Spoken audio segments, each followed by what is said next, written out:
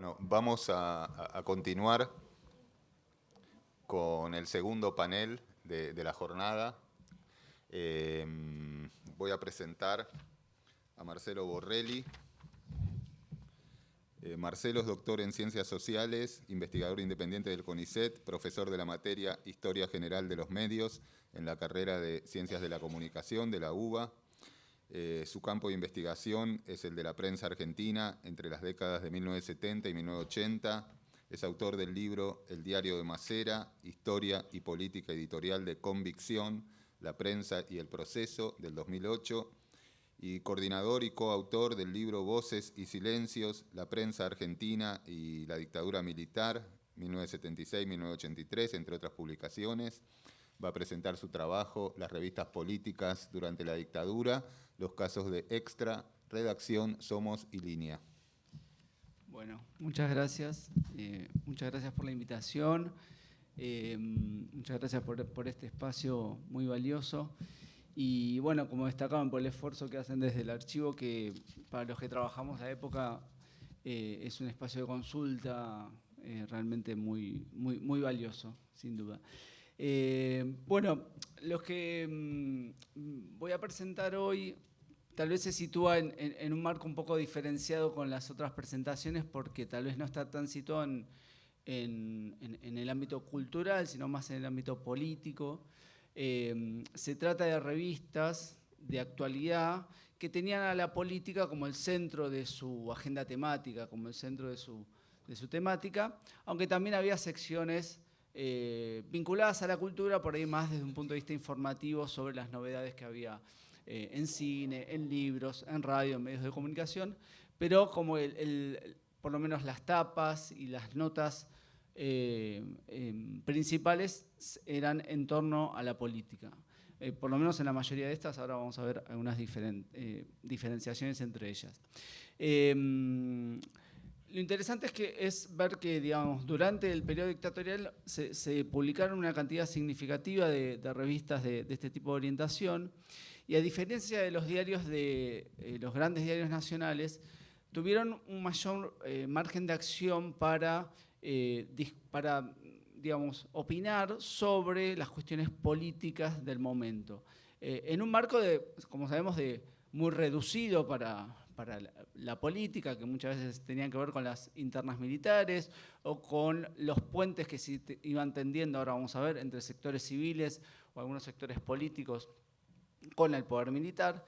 Tengamos en cuenta que en esta etapa la política, la actividad de los partidaria de los partidos políticos estaba suspendida, no prohibida, solo se habían prohibido, digamos, los partidos políticos más extremos, y esa suspensión dejaba con un margen de acción por el cual muchos dirigentes políticos lograban generar algunos espacios para ir haciendo algunas propuestas para el futuro político.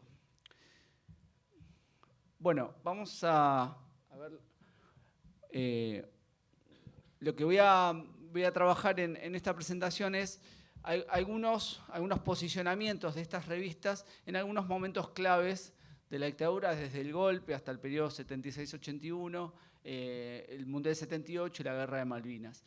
Someramente, pero para tener un pantallazo del arco de posiciones de estas revistas en esta época.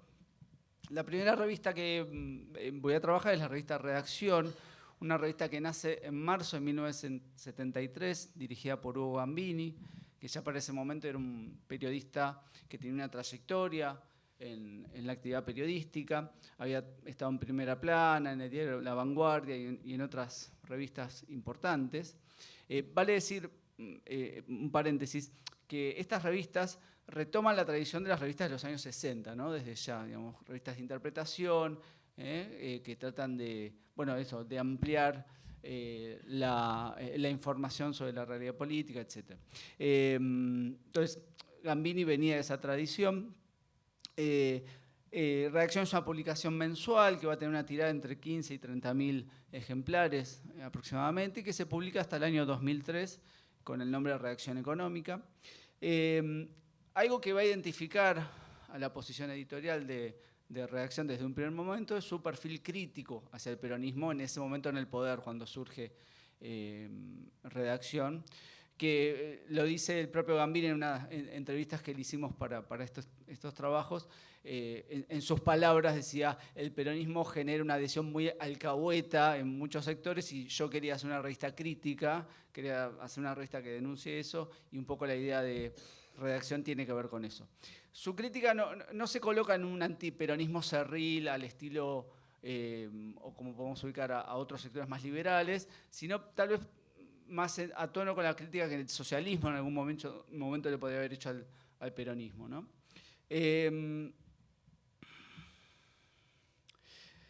Bueno, en uno de los trabajos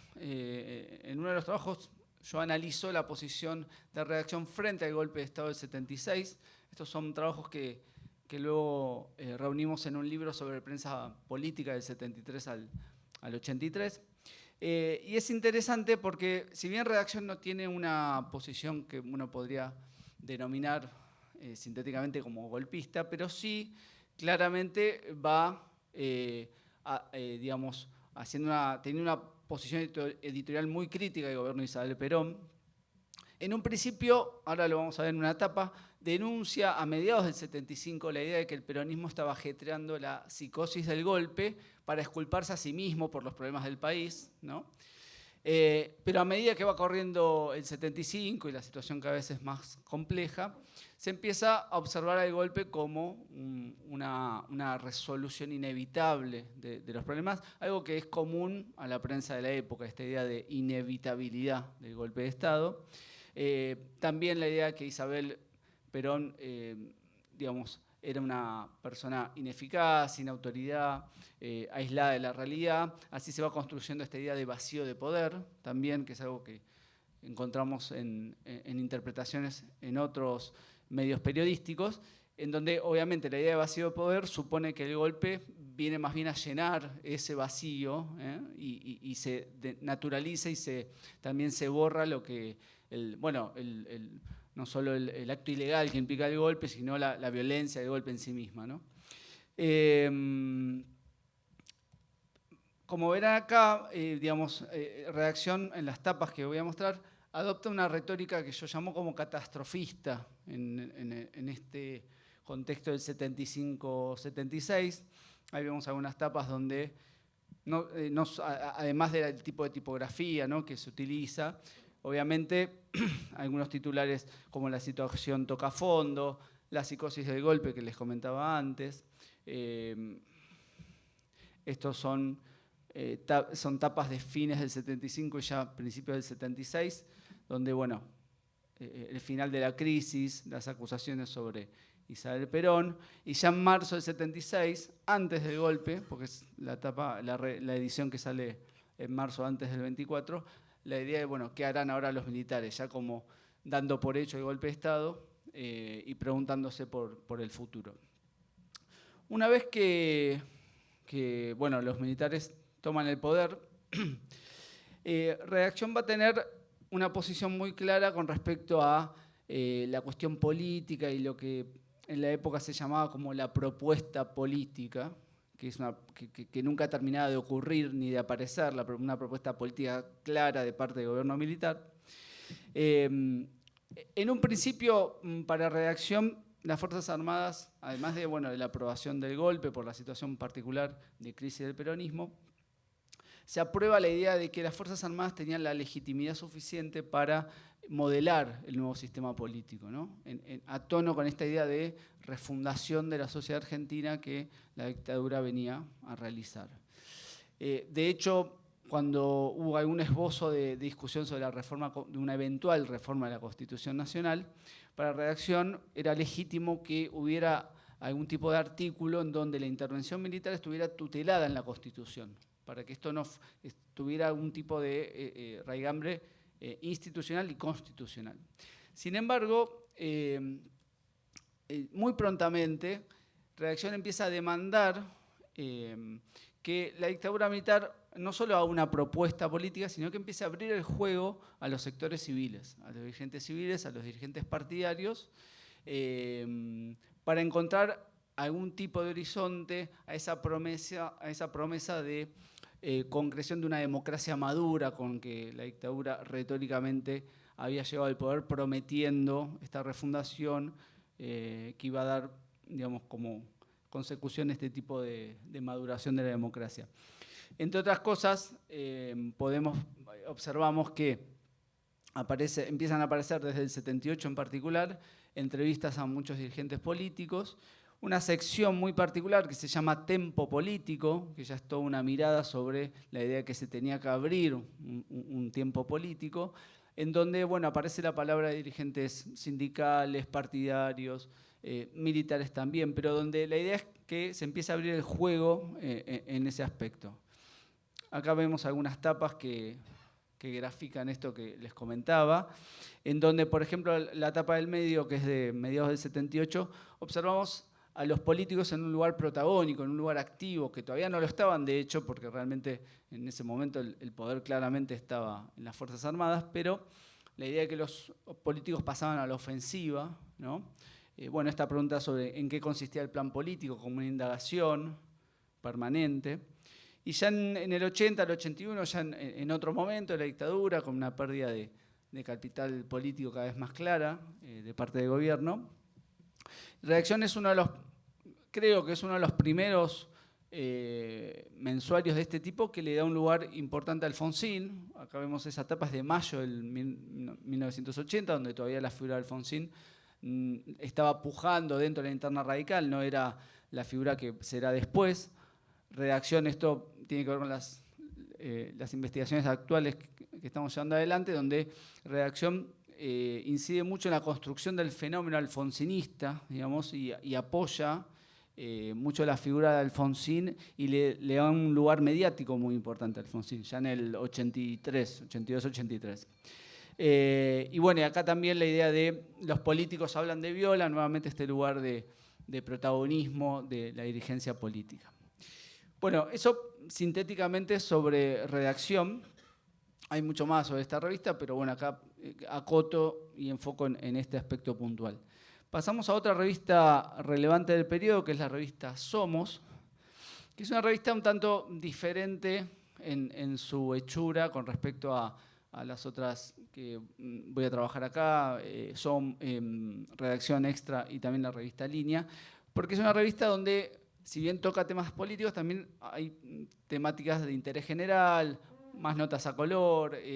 Es un tipo de revista donde la imagen, la fotografía tiene una incidencia mucho mayor que en las revistas de actualidad política, pero sin embargo, en muchas de sus ediciones, la política es tapa y es parte de la nota central y tiene un lugar relevante. De hecho, es la propuesta de la editorial de Atlántida que más tematiza la política, ¿no? Como sabemos, la editorial de Atlántida para esa época publicaba revistas bastante reconocidas, populares, masivas, como Gente, Para Ti, El Gráfico, Villique, En Chacra. Entonces, Somos viene a completar ese espacio. Nace durante la dictadura, nace en septiembre del 76 y va a durar hasta diciembre del 93, con una periodicidad semanal. Para el 78 tenía una circulación aproximada de 33.000 ejemplares. Está orientada obviamente a la clase media, también hay una suerte de construcción de un lector empresario, hay una impronta liberal en Somos muy fuerte para la época. Ahora vamos a ver cómo eso se representaba en su relación con la dictadura. Y como dije antes, la aparición de temáticas de información general. Esta es la etapa del primer número, donde no casualmente aparece Martínez de Hoz, una entrevista a Martínez de Hoz, que va a ser uno de los principales elementos de aprobación editorial de parte de Somos, que es este apoyo, este ferviente apoyo a la política económica de Martínez de Hoz, muchas veces situado como lo van a hacer los liberales tradicionales, también en un lugar de apoyo crítico, en el sentido de que de exigir a Martínez de Hoz que vaya a fondo con los cambios que se proponía el liberalismo, ¿no? Porque uno de los elementos del periodo es que justamente Martínez de Hoz en algún punto no va a poder ir a fondo muchos de este proyecto por los propios obstáculos que las Fuerzas Armadas le ponían a este proyecto económico. Bueno, acá vemos una nota donde el título resume: ahora no pedimos plata, explicamos éxitos, que está también puesto en relación con la etapa anterior, la etapa peronista. Muchas de las notas de Somos, lo vamos a ver después con el Mundial también, están en un diálogo implícito con la etapa previa, en contraste positivo, ¿no? Digamos, el positivo era esa actualidad en relación a la etapa peronista. Otro elemento de importancia va a ser, bueno, el apoyo en términos genéricos al gobierno militar, esta promesa refundacional. Ahora vamos a ver también en otros aspectos vinculados a la lucha antisubversiva. Y un apoyo, bueno, a los sectores moderados que estaban representados en la figura de Videla, que aquí aparece, bueno, en algunas de las tapas en que aparece Videla, con esta promesa de cierta moderación.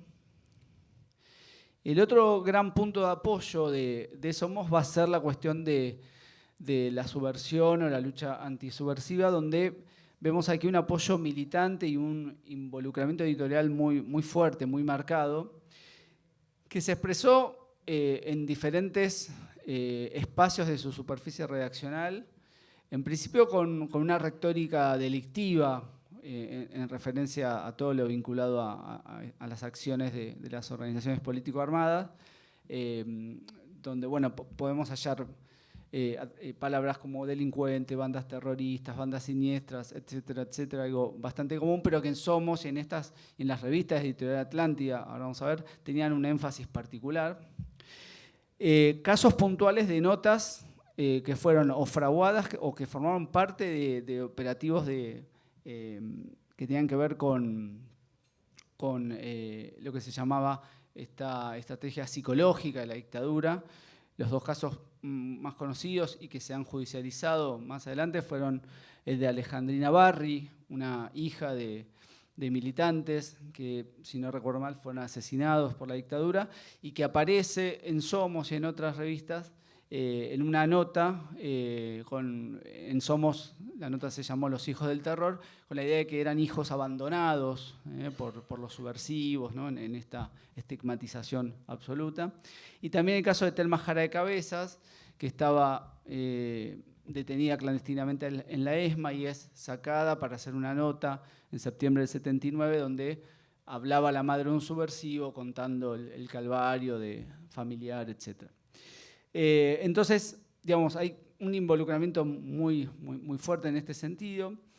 Y también, ahora lo vamos a ver con las notas siguientes, y lo vemos también en esa etapa, el énfasis en el componente internacional de la subversión para desprestigiar las denuncias que llegaban del exterior sobre las violaciones de los derechos humanos, como dijo Mara antes. Con el cambio en Estados Unidos de presidencial, con Carter en el poder, las presiones se hicieron mucho más enfáticas. Estaba en juego no solo la imagen, sino la posibilidad o no de obtener créditos, de ayuda militar de parte de Estados Unidos, con lo cual el tema de la imagen internacional es muy importante para la dictadura. Aquí vemos, o sea, Somos como otra prensa, digamos, que apoyaba a la dictadura en este aspecto, denuncia claramente lo que se llamaba como la campaña anti-argentina. Esta es una etapa de abril del 78, poco antes del Mundial, donde se denuncia este complot, ¿no? Que venían del exterior. Y durante el Mundial publica esta sección que se llama Así nos ve Europa, donde publicaba opiniones de periodistas europeos que estaban en la Argentina y por lo general eran favorables a la idea de que en la Argentina andaba todo bien, etc. Y cuando no era así, aparecía la voz editorial de Somos para de alguna forma criticar a ese periodista o poner en cuestión lo que decía. Bueno, digamos, lo de Somos está acotado más al periodo 76-78. Pasamos a otra de las revistas con las que trabajé, que es la revista Extra, una revista dirigida y que pertenecía a Bernardo Neustadt, que se publica por primera vez en julio de 1965. Neustadt antes había tenido una experiencia fallida con otra revista que se llamó Todo, que quiso competir con Primera Plana, no le fue bien, y lanza, poco tiempo después, Extra. Con Extra le va a ir mejor, de hecho va a estar vigente hasta 1989. Era una revista donde la orientación particular de su director está muy presente en la tipografía, en la forma de editorializar, en cierto uso del lenguaje. Había como una suerte de impronta Neustadt que estaba en la revista. Neustadt era propietario de otras revistas, ya tenía un lugar en la televisión, en la radio, y como saben después, bueno, va a crecer su figura fundamentalmente en la televisión, pero era un hombre que venía de la gráfica, como la mayoría de los periodistas de este tipo en esta etapa. Había tenido un pasado cercano al peronismo, luego se había alejado. En el 73, con Extra, cuando regresa el peronismo al poder, tiene una posición cercana a Perón, digamos, a la idea del centrismo, a ese Perón que venía a poner en caja y a disciplinar el peronismo. Pero en esta etapa, dentro de la orientación liberal conservadora, de la cual se inscribe Extra, se va obviamente a acercar, va a ser cercana a la dictadura militar, a través de dos pilares. Uno, el apoyo al espíritu liberal de la política económica de Martínez de Hoz, una aprobación a la lucha antisubversiva en términos genéricos, todos elementos, además de la propia relación que Neustadt tenía con el poder militar, que lo va a ubicar en la zona de confianza de la dictadura de estas revistas.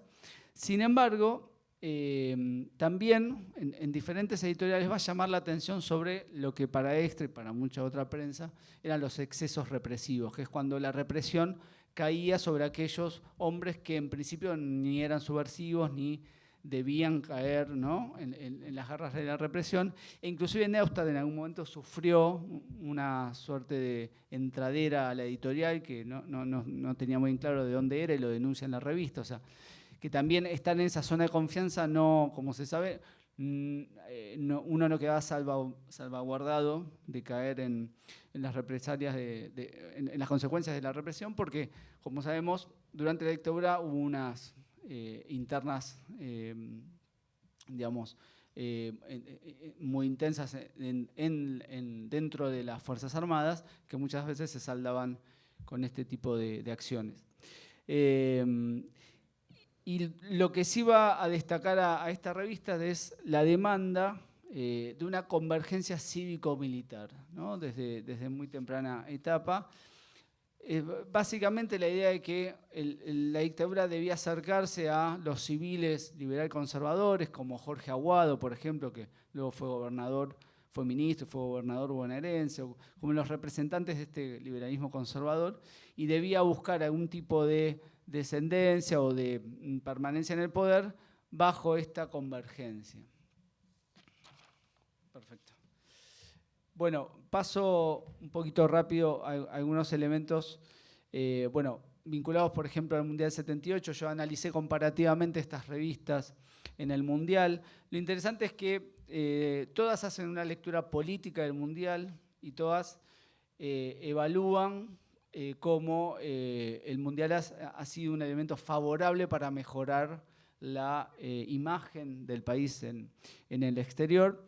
Y fundamentalmente y también Extra evalúan muy positivamente la idea de los festejos en orden, que contrastaban mucho con la etapa del 73-76 también, ¿no?, que era una etapa, desde estas revistas, desordenada, caótica, etc.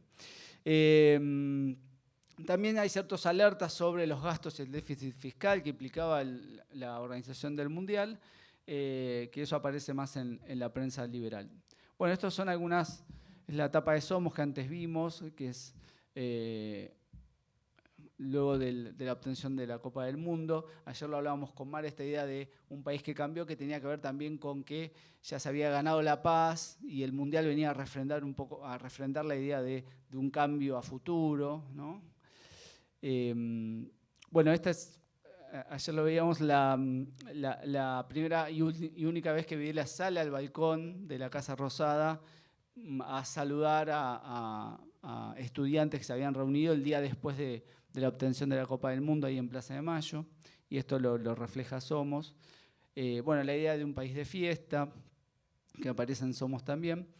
Y estas son lo traje a colación porque tiene que ver con esta idea de la campaña anti-Argentina, de contrarrestar esa campaña, que son las postales que les hace llegar la revista Para Ti a sus lectores, la revista que era de Editorial Atlántida, con la idea de que se la envíen a los organismos de derechos humanos en el exterior para mostrar lo que verdaderamente ocurría en la Argentina. Y hay imágenes de la gente caminando por la calle Florida o en situaciones de normalidad, ¿no? Para dar esa imagen. Esta es la tapa de Extra en relación al 6-0 de Argentina contra Perú, haciendo alusión a la calumnia en relación a las denuncias que venían del exterior. Bueno, paso rápido la cuestión Malvinas para terminar con Línea, que es la próxima revista. Lo interesante de estas revistas durante Malvinas es que vemos diferentes posiciones. En el caso de redacción, que verán la primera etapa, que es una foto fraguada, una foto que se hace especialmente y la hace circular las Fuerzas Armadas. Hay una emoción patriótica y una caída en el voluntarismo nacionalista, digamos, muy fuerte. Y no es lo mismo lo que ocurre en Extra y Somos, donde hay enfoques más analíticos, y en Somos inclusive Malvinas es una guerra incómoda. Esa sugerentemente es la etapa del 2 de abril del 82, antes de saber de la invasión, porque ocurre a la madrugada y la etapa sale posteriormente, donde Somos se pregunta si las Malvinas valen una guerra, porque lo que afligía a Somos, como afligía al liberalismo, era la cuestión de las arcas estatales enfrentando una guerra con Inglaterra, y después además va a tener una posición bastante crítica del rol que empieza a tener Galtieri, que aparece como un nuevo populista queriendo aprovechar la cuestión. Bueno, y voy rápidamente con la revista Línea, que lo interesante que tiene esta revista, que se diferencia claramente de las otras, porque es una revista, primero que se publica a partir de junio de 1980, que tiene una impronta un poco más militante, vinculada al pensamiento nacionalista y revisionista. Es dirigida por José María Pepe Rosa, que era un historiador ya reconocido. Está vinculada a sectores del peronismo. Y lo que va a destacarse es su discurso antidictatorial, ya apenas aparece en los kioscos. Es una revista de kiosco y tiene además en sus tapas y contratapas una lógica de afiche muy interesante, digamos, para llamar la atención, y un uso y la ironía también que tiene que ver con, me parece, con la impronta del director. Acá podemos ver algunas tapas muy claras en ese sentido, ¿no? La septiembre del 81 con esta idea de que se vayan y la foto de las dos juntas militares. No hay mal que dure 100 años ni pueblo que lo resista, con la figura de Viola detrás. Lo mismo cuando asume Galtieri, Galtieri presidente y el pueblo que reviente, y hay unas imágenes de una manifestación, creo que una represión de una manifestación. Y en marzo del 82 llamando, con esta lógica de la ficha, una movilización contra la dictadura en relación a la movilización de la CGT del 30 de marzo del 82. Y otro elemento que hace a la editorialización de Líneas, bueno, es la crítica a la política económica de Martínez de Hoz, que acá, como verán, aparece reflejado como un vampiro, entorchado con dólares. Y la idea de buscados al gabinete ministerial de Martínez de Hoz, como si fuera una banda de delincuentes.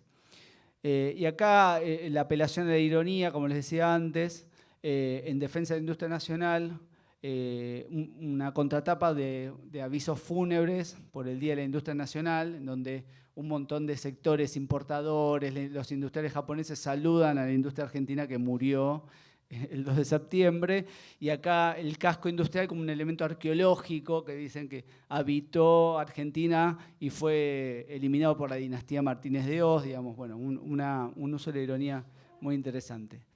Para terminar, entonces, si tuviéramos que hacer un breve abanico de posiciones muy esquemático de las revistas estudiadas, podemos ver que, siendo de las más cercanas, la más alejada del poder dictatorial, Somos y Líneas se ubican claramente en extremos opuestos en ese sentido, mientras que Extra y Reacción varían en posiciones más intermedias. Y como conclusión general, podemos decir que, digamos, pese al nivel extremo de represión y disciplinamiento de los primeros años dictatoriales, estas revistas de orientación política proporcionaron un espacio reducido y condicionado, pero crecientemente dinámico, para opinar sobre lo político, lo cual nos interroga no solo sobre lo que la dictadura silenció o censuró, sino también por aquello que efectivamente pudo ser dicho en estos años, que me parece que es algo que sí dialoga con las otras ponencias. Bueno, muchas gracias.